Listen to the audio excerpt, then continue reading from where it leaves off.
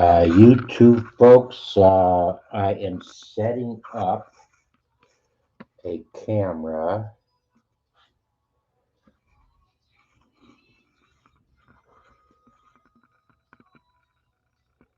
Trying to figure out how to best set it up.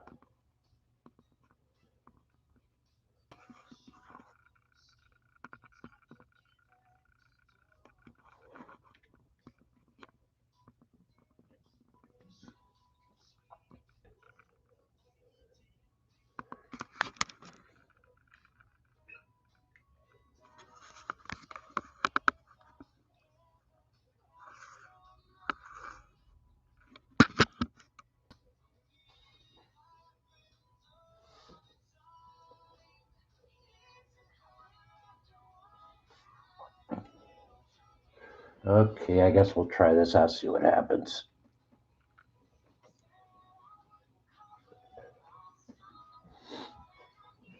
That's not too bad. That's not too good.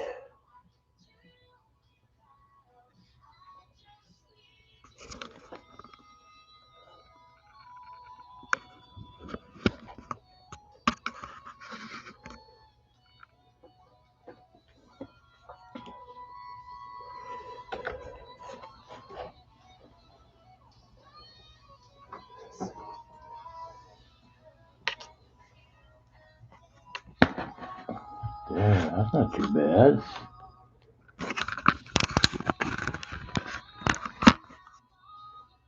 Hey, that's it. Okay, that's what we're going to do.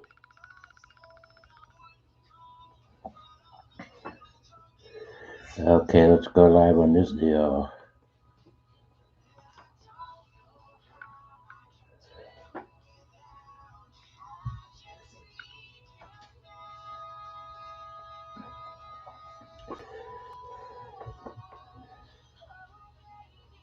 Are we live? It's live video is starting, and we will be live in 5. We are live. Good afternoon. It is Small Biz David, and the exact time in 8 minutes, it will be the official beginning of the holiday of Hanukkah. And to all my Jewish friends, I would like to wish a Chag Someach. I'm laughing because as I was, uh, I spent time from the time I was 6 years old until I went through the 12th grade. I took 2 years of Hebrew in college, so I have a pretty extensive Hebrew background, not in conversational Hebrew, the Hebrew that you would speak if you were in Israel, but definitely in biblical Hebrew. That's what I studied. So the 3 words "ha yurim someach," as I do my research, and I learned something new today. I never knew this. If I use those 3 words as a Hanukkah greeting, it shows that I have a strong hold on the Hebrew language, and I never knew that until tonight. Okay, so I wanted to briefly discuss some of the misconceptions and explain a little bit about the holiday. Uh, I get crazy questions all the time about it. Uh, Hanukkah is actually called the Festival of Lights. Each night of Hanukkah, one candle is lit for 8 nights. The holiday lasts for 8 nights, and the reason that it lasts for 8 nights is because there was a miracle, and this is part of the Hanukkah story. Obviously, there was a miracle that the light that never shuts down, in a synagogue. Every synagogue has them. It's called a Ner Tamid. There was only supposed to be enough oil to last one day, and they frantically sent out somebody to get oil to, to the nearest, I don't know, nearest synagogue. I don't know where they went in those days. And it took 8 days to get back, which was a miracle because there's only supposed to be enough oil for one day. That's that part of the story. The other part of the story is that it was a religious struggle for the ancient Hebrews, and I'm not going to go into the whole story of Judah Maccabee and the gang, but Google it. Google Judah Maccabee. Google Han. You can get the information that you need. But I read a headline today, and I laughed. I laughed. I laughed. It said, Hanukkah isn't Jewish Christmas. And it really is not Jewish Christmas. And there were some writers. This was in the Washington Post. I get a headline. I get an email headline. I can't read the stories because I don't pay for a subscription, but I get a headline in the first paragraph, and I read that every morning. But I had to laugh on that one. It is not Jewish Christmas at all. It just so happens that both holidays exchange gifts, and they probably do it for about the same reason. They probably do it because they want to exchange gifts with family and friends. I don't know what the long tradition behind the gift giving is as far as Hanukkah goes. Uh, there is another myth that I want to share with you. At Hanukkah time, a traditional thing to eat is a potato pancake called a potato latke. A lot of folks have eaten them. Out who if you go into a delicatessen, you absolutely will find latkes on the menu. Uh, but it has nothing to do with the potato part of the tradition. What the tradition is going back to the oil, and it's the potato fried in oil that it is the significance. It's the symbolism. It's why we do it. Uh, and yesterday, well, today, I actually cooked for the first time ever potato latkes, potato pancakes in oil. I have never done it before. I don't cook in a lot of oil. I cook with vegetable oil, with olive oil, but we don't have it. It would burn the things up. Which reminds me too. I read another email headline just about an hour ago. There's somebody who was selling bad latke olive oil. It's counterfeit. It's not what the folks think they are buying. Oh my goodness.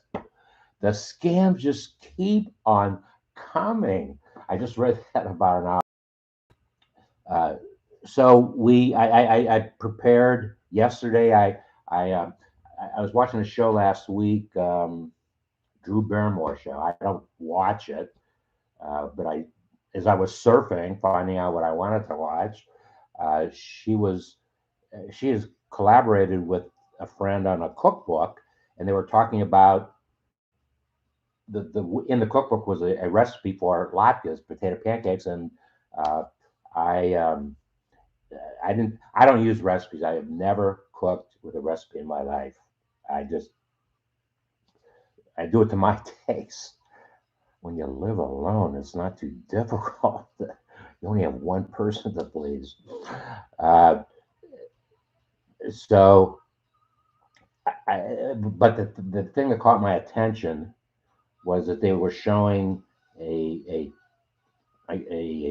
shredded potatoes that were not done the same way traditionally that was done in our household as I was growing up. As a matter of fact, potato latkes were one thing that my father made in the home. He, whatever, I don't know why, but for whatever the reason, he was the one that made them. He also made the chopped liver that we had at our house. He also made the masa brie that we had in our house on Sundays. But uh, I made it today, and I didn't do a very good job, but it was a start.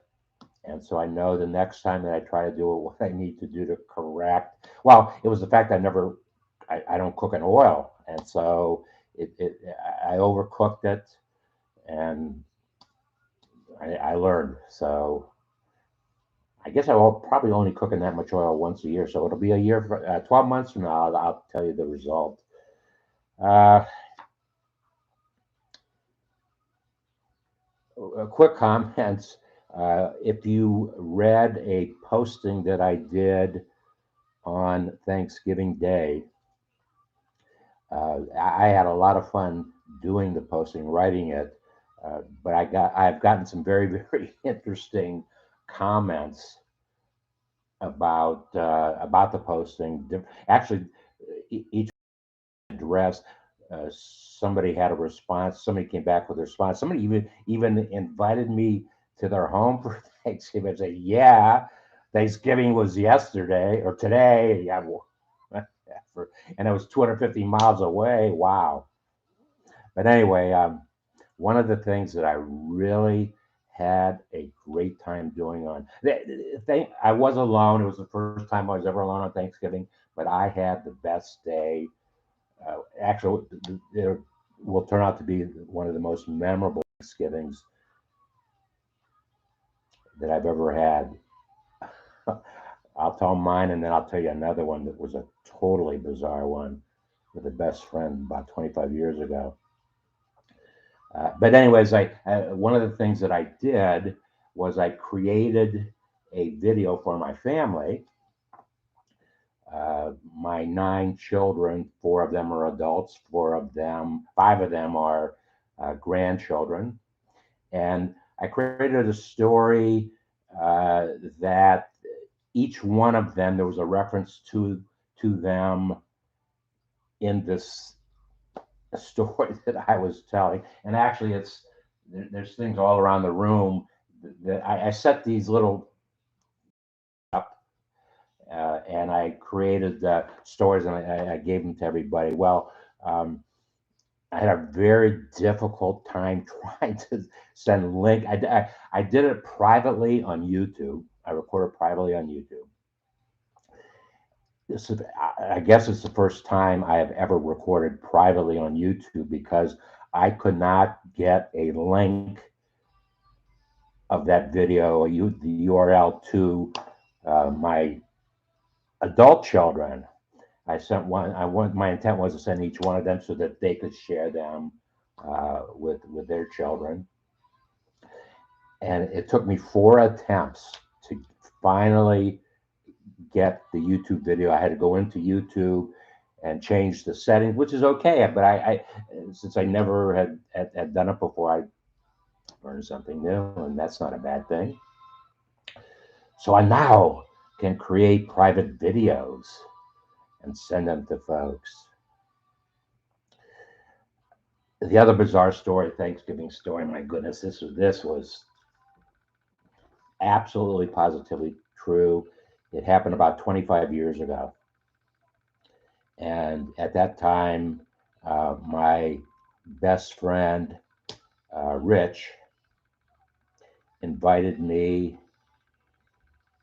I'm trying to remember if I had a +1 at that time or not. It's very possible wife number 2 was with me.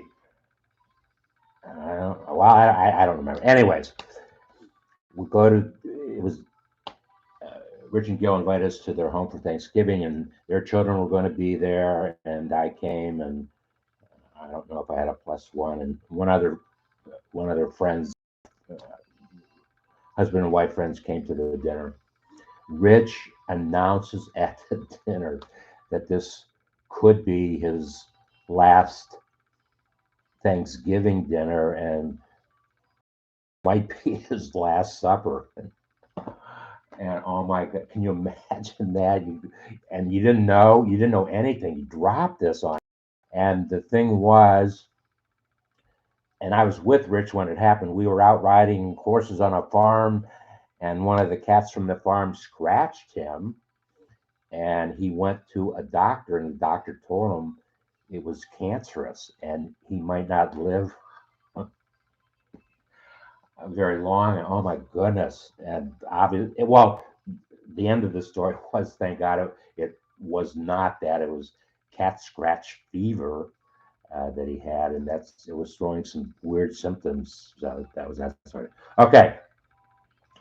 Last week, I did a posting, and some folks, some old friends, wanted me to expand upon something that I had said in the posting. And the posting was, I've always been fascinated by the concept of triple self portrait. And originally, my first exposure to triple self portrait, and this was a calendar, and this was the cover to the calendar. It was a Norman Rockwell calendar, and Norman Rockwell did a triple self portrait. You could see him looking into the mirror, and he's doing a sketching of himself, of what he's seeing in the mirror. And I've always been fascinated. Oh, and up in the corner here, there's 5 sketches of him. Anyways, I love it. And this happened in 1960. It was the front cover to a Saturday Evening Post, and if you're my age, you certainly remember something from 1960, I would think. Anyway, uh, fast forward to about 10 years ago. Um, I was at a indoor antique flea market deal, a big one. It was very, very big, and well known, good reputation in Cincinnati. By the way, I am doing a YouTube of this. This is my YouTube camera looking at what I'm doing on Facebook, and it's a pretty good image. Anyway, I go to this, and I went there a couple times. I'm not a big buyer necessarily of that stuff, but if I see something that I really, really want or really, really need, I will do whatever I can to try to make the purchase. Anyway, I was walking through. This is probably about, it might have only been 7 or 8, 9 years ago.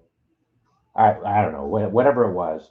Um, there was a picture of Mickey Mouse, who was on the Life magazine cover of November 1978. On that date, a Life magazine cost $1.50. Disco was the hottest trend in entertainment. Ooh, a story on what Israel's giving up to Sinai. I never even read those headlines before. So, if you look at this really closely, there's Mickey Mouse painting Mickey Mouse, painting Mickey Mouse, painting Mickey Mouse, painting Mickey Mouse. Obviously, it was a satire on Norman Rockwell's original painting, and this is wrapped in plastic, and I paid under $5 for this. It was amazing that I was able to get that cover. That's been a wonderful treasure. Another triple self portrait, and this actually, now I'm going to show this one first, and then I'm going to say that one for last.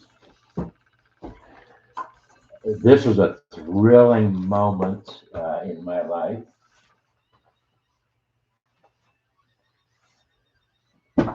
Uh, That's a big thing, so I'm going to fit in the screen, all at one time. Uh, this is a gentleman. His name is Brian Tracy.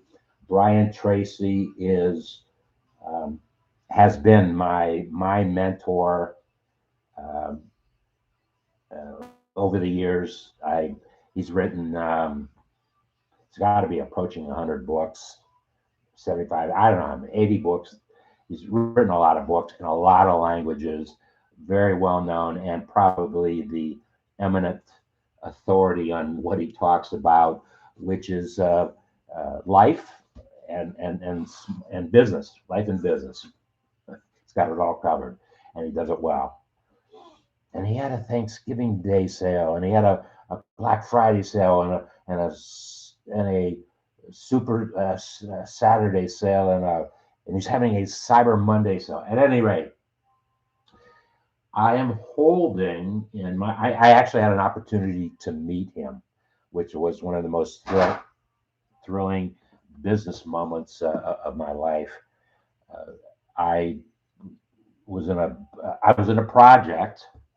I was in a book project that I paid to get into, and Brian and I were on the front cover of the book, uh, featuring David Leopold with Brian, and so that was a also a very thrilling moment. Well, with that book, it got awards and this and that and the other. I actually went out to Hollywood on a red carpet deal, and oh my goodness, I paid for that also. And this was not set up, uh, but I was going to make it happen. I was going to spend some time with him, and I made it happen. And I spent 45 minutes to an hour with him. He signed a book, and I told him what my visions were with what dreaming with entrepreneurs is all about, and yada yada yada. And I'm holding this. I'm giving Brian. This is one I gave to Brian, and this was my copy of it. But there's way more than triple self portrait in that one. But that was a wonderful project. Very expensive project, but it was wonderful. And finally, this is probably the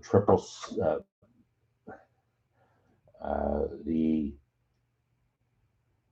it's not really a triple self portrait, but it is a picture of my granddaughter. I call this, and either I took this picture, and it was one of those moments. Well, you'll see that in a second. Either I took this picture, or my daughter-in-law Kimberly took the picture. I don't remember which one of us took it, but it was a moment. Evelyn, age 3 at that time, is holding a picture of my mother, who was 3 at the time. And in the background is my mother sitting there. And let's see, so if Evelyn's 6, 3 years ago, mom was 95. So it must have been pretty close to her birthday, but that will absolutely not probably. That is my favorite uh, triple portrait, 3 Evelyns, a moment in time. Absolute. We did not set it up, and I'm not exactly sure. Other than this picture had to be sitting out somewhere. Maybe we pulled it out to show Evelyn. I don't know, but what a beautiful picture. Okay, that is it. Um, I'm trying to see. I've been on for 25 minutes already, and thank you for staying the extra 5 minutes if you're still here. A lot of things going on. A lot of things going on that I won't go into too much detail. One of the Facebook Lives I'm going to do this week, because I've always wanted to do it and I've never done it. And I'm going to go through my inbox.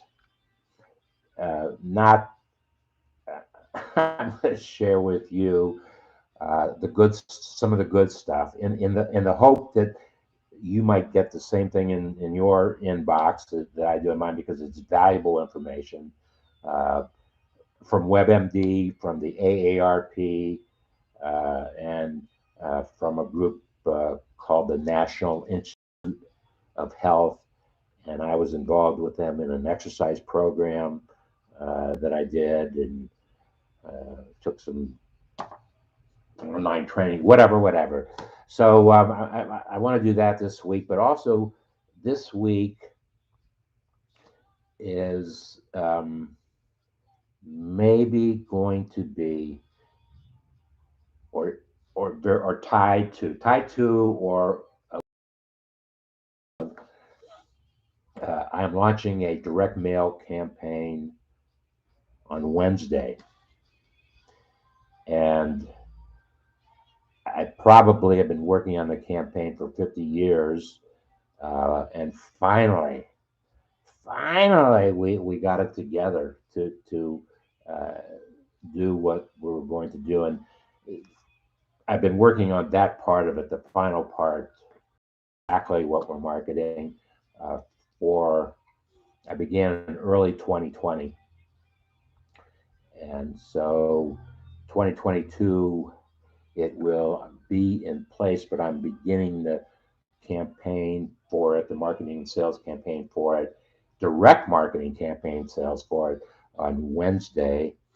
And I'm so excited because that's really what I do best in terms of marketing and sales, is direct marketing and building a relationship with the individual that I'm going to collaborate with for some positive business results. Uh, it's about collaboration. And so I am very, uh, I absolutely pick one by one the individuals that I want to get involved in a project. And I've got a really good batting record with that over the years. Um, I once had he turned out to be one of my top 10 largest clients of all time. Um, I we had a we had a handshake deal the very first time I met him. In the very first hour that we were together, we were handshaking on a business collaboration, handshaking at that moment. And um, he said, "David, you really are a persistent individual." And I just looked at Dan and I said, "Dan, I'm persistent because I know it's the right thing to do." Uh, Stepping back about 15 or 20 minutes from that statement, I was in his office. I didn't have an appointment with him. I did not have an appointment with him. I worked out with the gatekeeper at the. It was a big company, one of the rubber company. Good. Well, it was General Tire in Akron, and I became friends with the woman who was running the front desk in this big company. She got me up to see him, and we closed a deal. It was supposed to happen. It was the right thing to happen, because he was looking for a solution at the precise moment that I was walking in with walking in. He was looking for a solution. I walked into that meeting with a solution, and he just obviously we became pretty good friends after that. But anyways, on Wednesday, I'm going to begin a campaign. I've got handpicked uh, who I'm going to be going to on this particular. It will be my last project. There's no doubt in my mind, because the way I have it set up and what can be done, it can go on forever.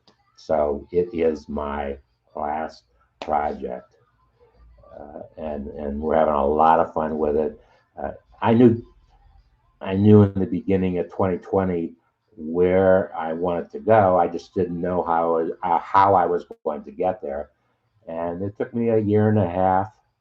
It took me a year and a half, more than a year and a half, to figure that out. But that's okay. We figured it out, and had a lot of fun along with it. Okay, that's going to be it for today. Thank you for your time today, and depart.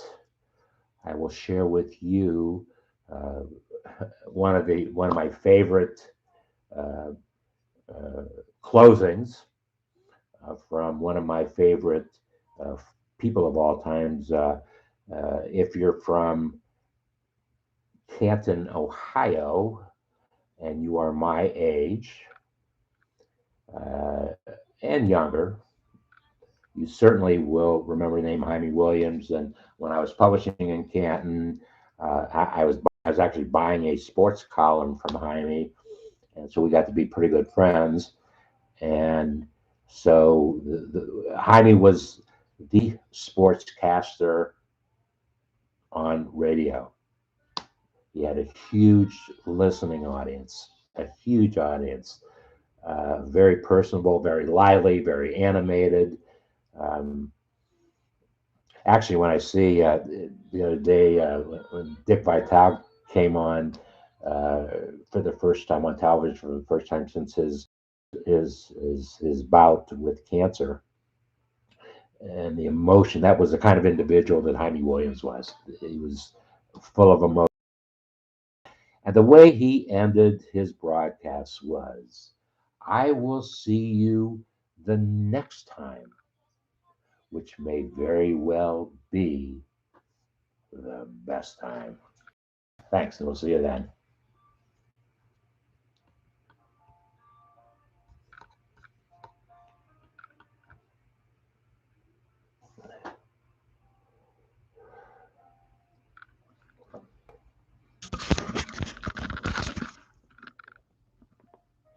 If you are still here on YouTube, we are finished. Um, you can get this on the YouTube channel. You can watch me a couple times a week on Facebook Live. Uh, Google David F. Small Biz David Leopold, and you'll find me somewhere, somehow. Thank you for your time, and hopefully we will see you soon.